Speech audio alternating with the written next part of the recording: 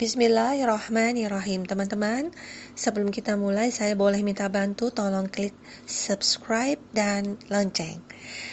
Teman-teman, kita akan bahas mengenai fenomena pelecehan seksual atau seksual harassment di dunia kerja. Kamu tahu nggak kalau banyak perusahaan yang sebenarnya kurang memperhatikan masalah seksual harassment di tempat kerja ini. Apalagi kalau pelakunya itu si big boss. So, kamulah sebagai karyawan yang mesti pandai-pandai membawa diri dalam pergaulan di kantor. Seksual harassment tuh juga bisa terjadi bukan hanya pada wanita loh, tapi bisa juga terjadi pada pria.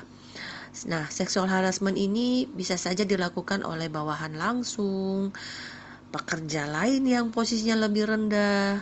Jadi nggak hanya big boss, kadang-kadang juga dilakukan oleh klien atau rekan yang sejajar yang atau kita sebut peers.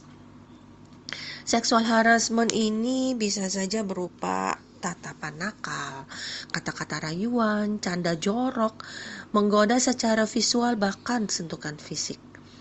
Seksual harassment biasanya terjadi karena memang si pelaku ini jatuh cinta atau hanya sekedar iseng belaka.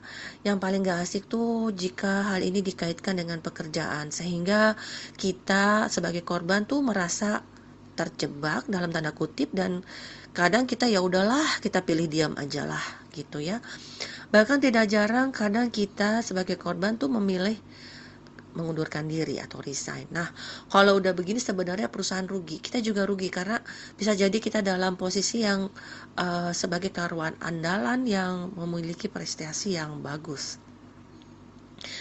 Kalau ini terjadi pada kita, pada kamu, pada kalian, nah pastikan agar kita tuh tidak membalas sinyal-sinyal itu secara iseng, sehingga nanti bisa diasumsikan sebenarnya hubungan ini adalah hubungan mau sama mau.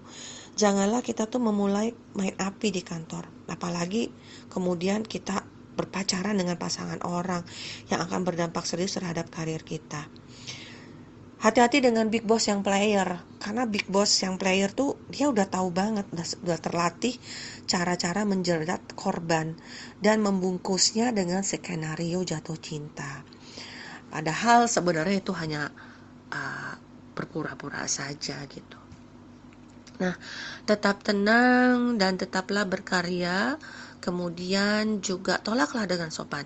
Jika kemudian memungkinkan, jadikan si pelaku ini sebagai teman kita aja, dan mulailah pelan-pelan kita ajarkan dia, kita kasih pengertian bahwa sebenarnya kita ini bukan pribadi yang gampangan, yang sembarangan, yang bisa seenaknya saja dia melakukan hal itu kepada kita.